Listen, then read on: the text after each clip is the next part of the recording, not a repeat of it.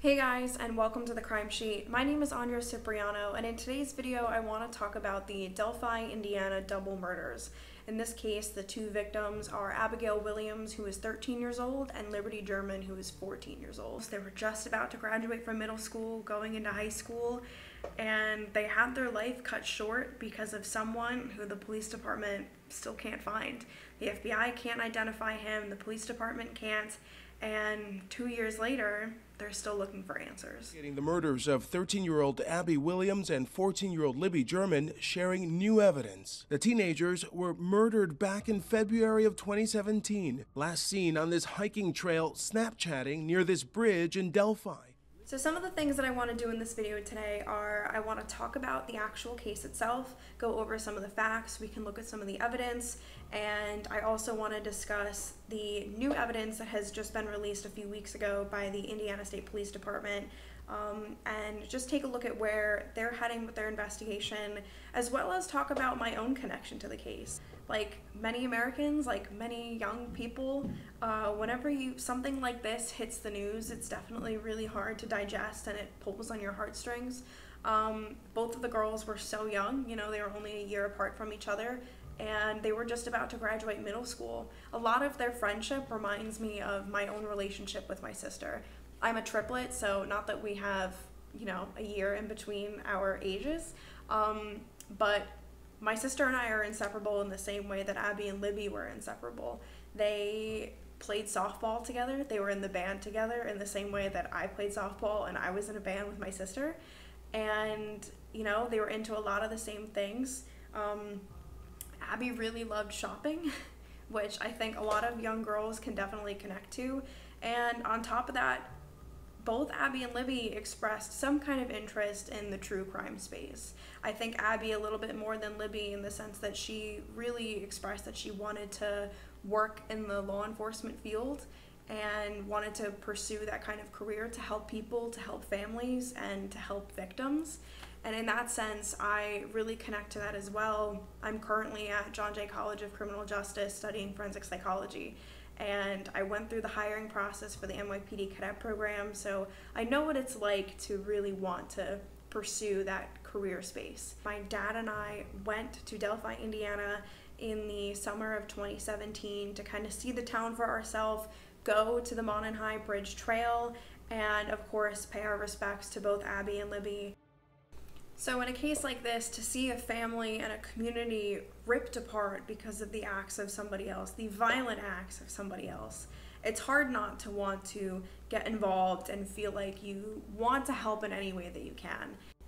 Within this video, I'm going to include some clips and pictures from the video that my father and I took when we were in Indiana, just to show you guys a little bit of the environment. I know when we went over the summer, the foliage, especially in the park itself, was a lot different.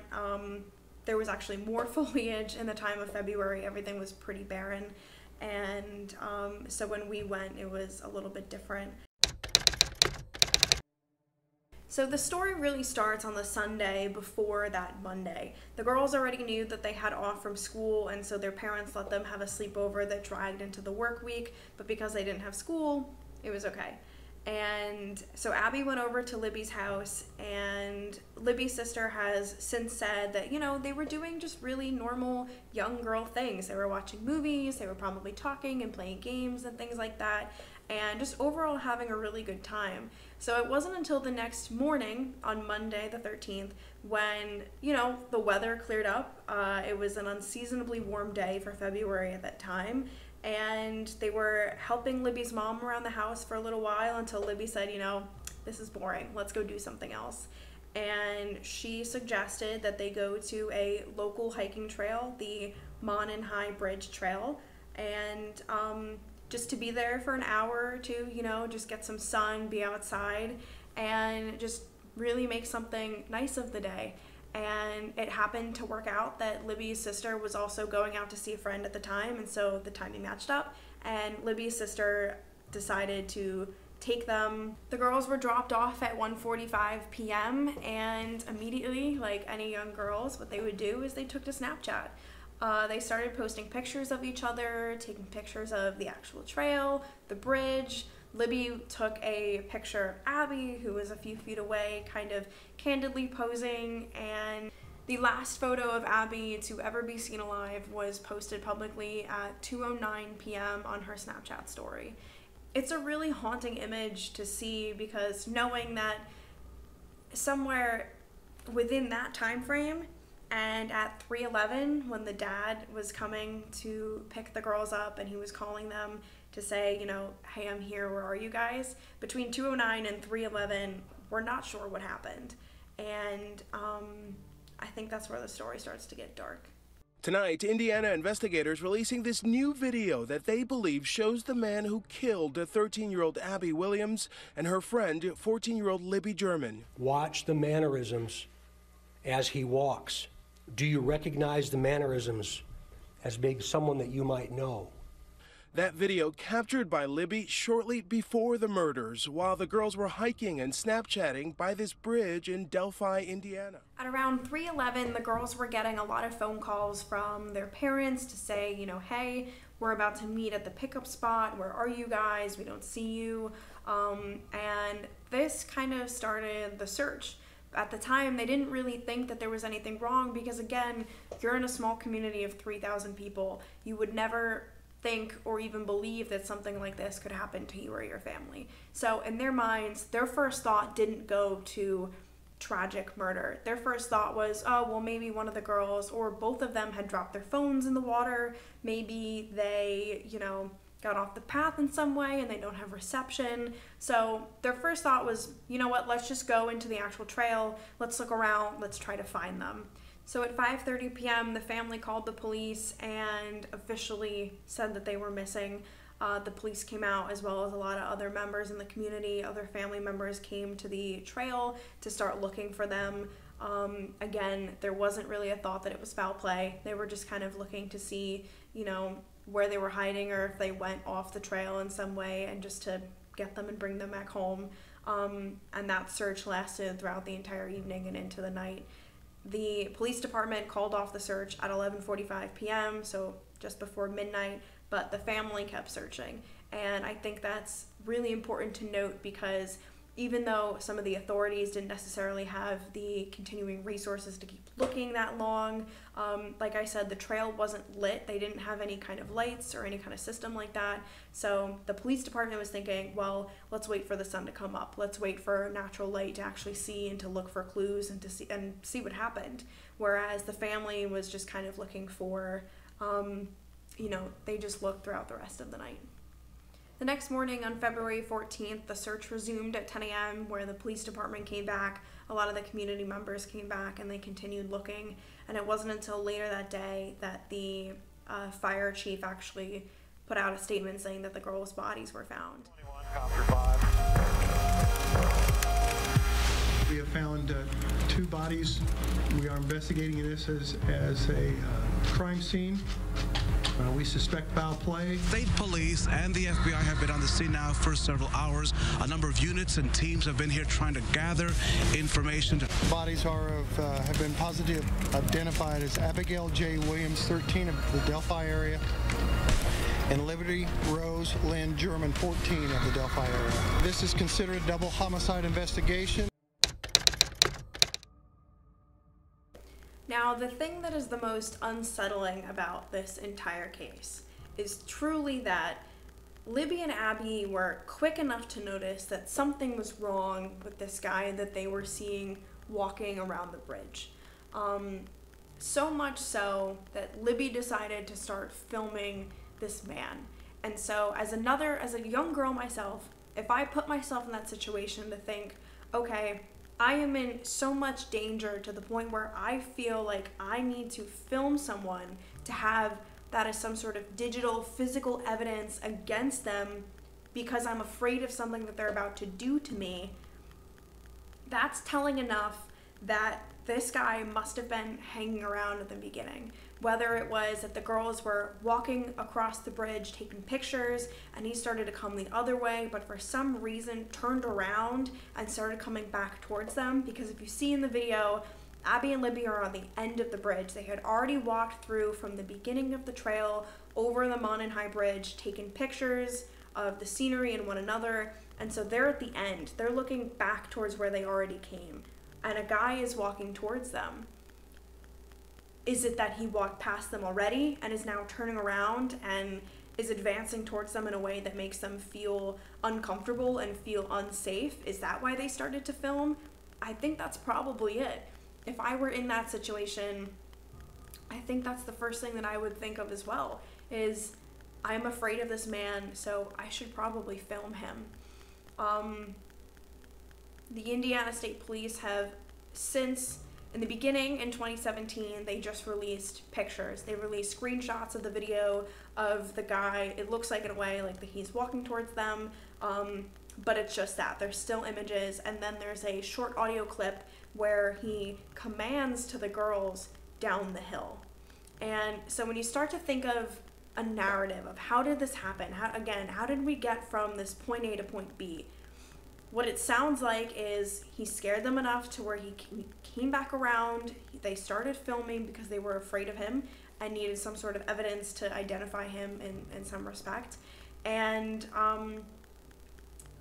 you know, that he must have used the girls' innocence and their good nature against them. He must have said something along the lines of, I really need help, I lost my dog, or I can't find my way, and you know, I really need someone to show me, or like again with the dog idea, can you help me find my dog? And it's something like this that would have brought the girls' guard down. You know, if they're thinking, oh, okay, this man is acting kind of strange because he lost his dog. That makes sense. If my dog ran away from me while I was hiking, I would be upset too. I would be a little on edge as well. And so I think that in that way, it allowed him to gain control of the two girls and gain control of the situation.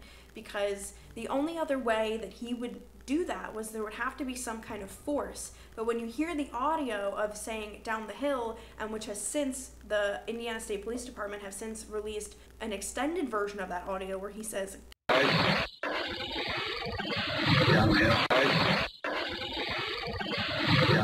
this down the hill reference really starts to make sense when you take a look at where the girls' bodies were found. When you look at the map, it seems that, and I know from actually being in that park there, that everything that you see, it's all hills leading down to the actual creek. And so by him saying guys down the hill and then having their bodies be found down the hill, literally, over the creek and then into the next part of the land, it makes sense then that he was commanding them to get off the trail, to go into a situation where other hikers or other walkers wouldn't be able to see where they are, and so it makes sense that their bodies were found there. Now, the police haven't released any information about the state that their bodies were found in, what the cause of death was, what the murder weapon was, or even if there was any evidence of sexual assault. And I think that's for good reason, especially with a case like this that's involving victims who are so young and that has now caught such widespread media attention. You're gonna have a lot of people come forward that say, oh, you know, whether it's the actual person saying, I did it, I want attention, you know, come arrest me, or you have other people come forward that say, hey, I know a guy that looks like that, that also had a knife like that, that also had a gun like that.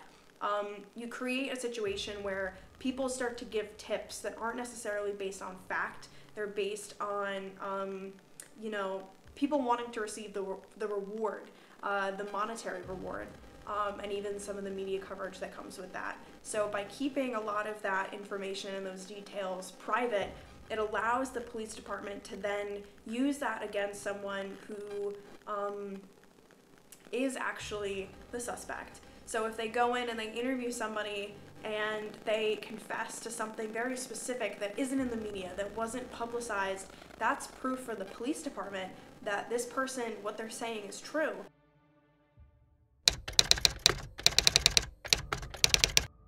Police have come out and said that, you know, the Mountain High Bridge Trail isn't exactly your typical nature park. And this is something that I definitely noticed while I was there as well.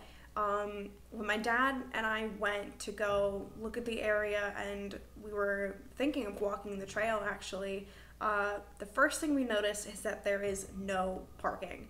And in a community where the actual trail itself is so separate from like the downtown area and separate from a lot of houses, there's just a lot of farmland in the middle, knowing that like you can't walk to that trail, it's just you would be walking for an additional mile or 2 miles to actually get there. And so the fact that there isn't any parking is actually kind of concerning, because it means that whoever the suspect was, whoever was the person that actually went to kill them, had to somehow find a way to either walk there or park his vehicle in an area and in a situation where it was hidden from view, out of the actual roads, because as you can see, there's no place to park.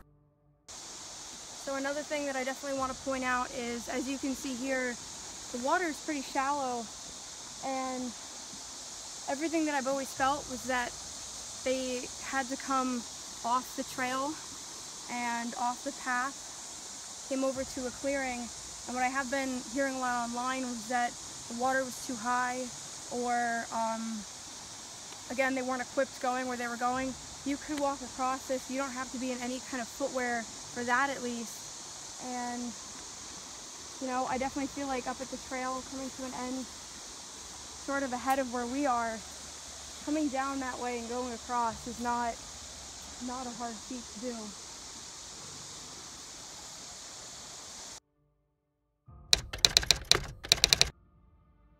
So what do we know about the suspect? Honestly, not a lot. There has been a lot of speculation about who this man could be once the FBI released a detailed composite sketch of what they think he looks like based on what witnesses had said, and then even trying to render the actual photo down to be like in the highest quality that it could be. They haven't really gotten anywhere. Most recently, on April 19th of 2019, so a few weeks ago, the Indiana State Police Department came out with a statement saying that we are changing direction in our investigation.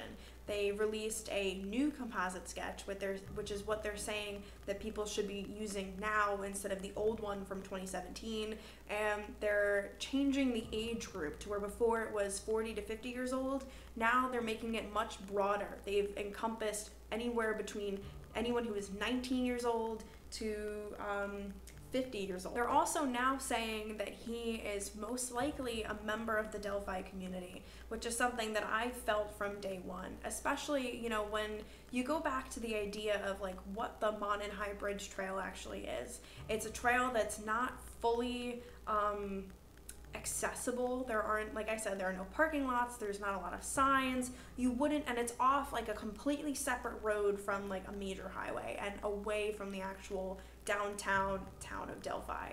So the only way that you would have known that this trail existed is if you're familiar with Delphi, and to be a member of the community in that way so that you understand like where to park your car, where to hang out, how to actually get to that trail. It only makes sense that he's a member of the community. An emotional state police superintendent today addressing the killer Directly to the killer who may be in this room. We believe you are hiding in plain sight.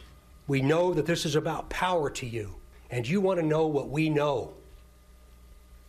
And one day, you will. What's really going to be helpful in this investigation is looking at members of the Delphi community, of people who either lived, worked around that area, that would come in, whether they were like day workers or people that were contracted in some sense and would be familiar enough but also far away enough to where they could go home to a different neighboring town but still be close enough to the area. I think it's also important to look at the way that he's dressed.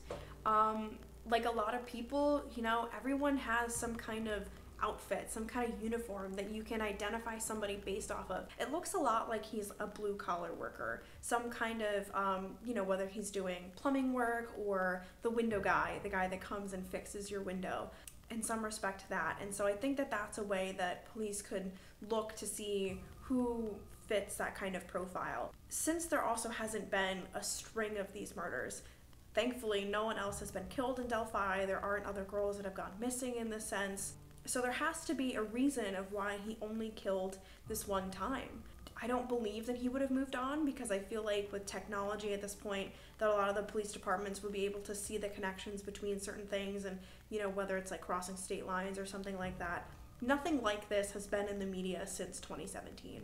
And so for that reason, it makes me believe that he is someone who hasn't killed since and has stayed local to Delphi.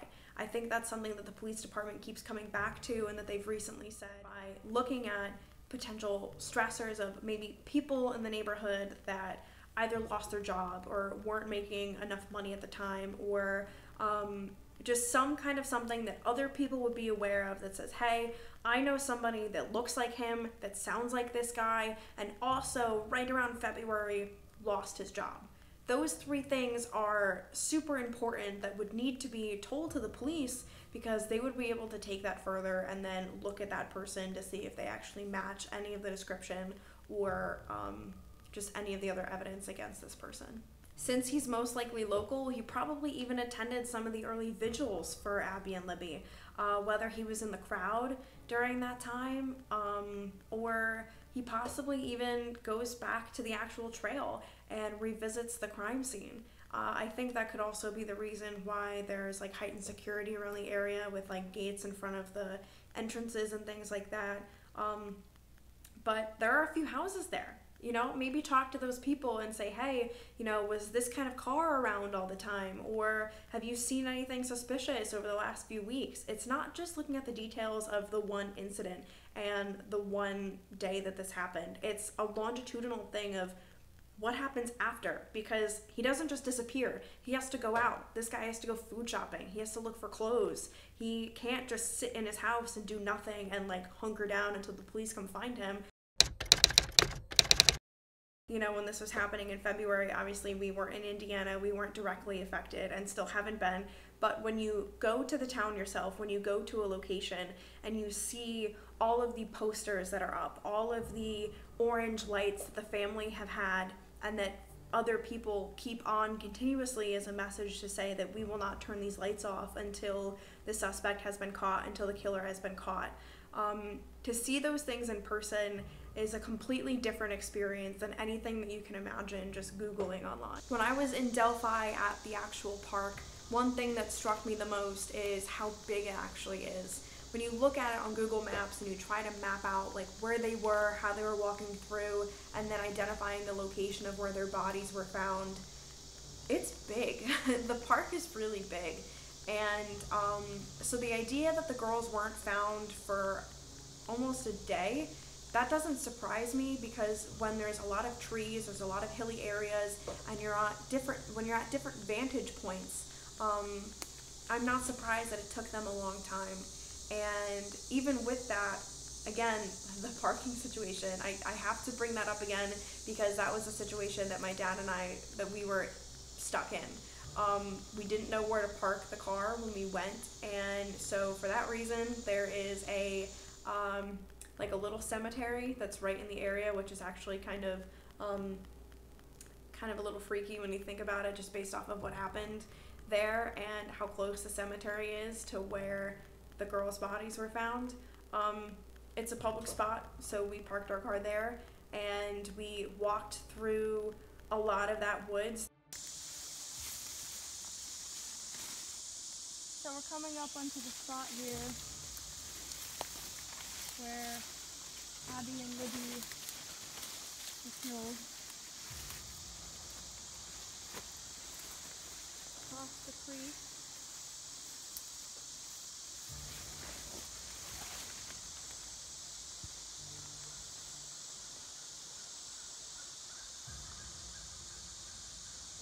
Yeah.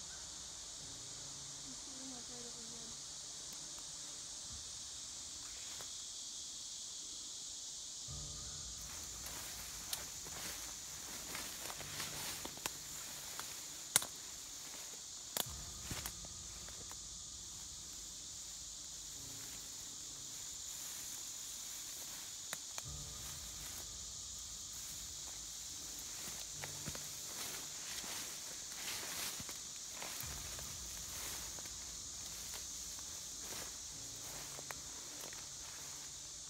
feel like it was like just beyond here.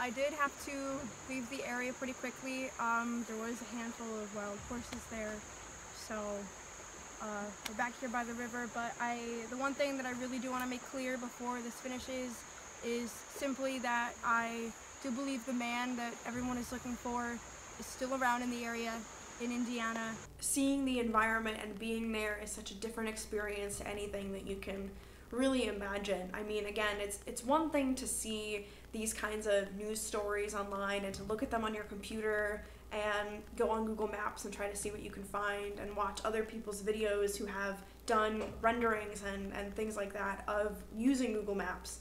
But to be there for yourself is something that's completely different. It was emotional.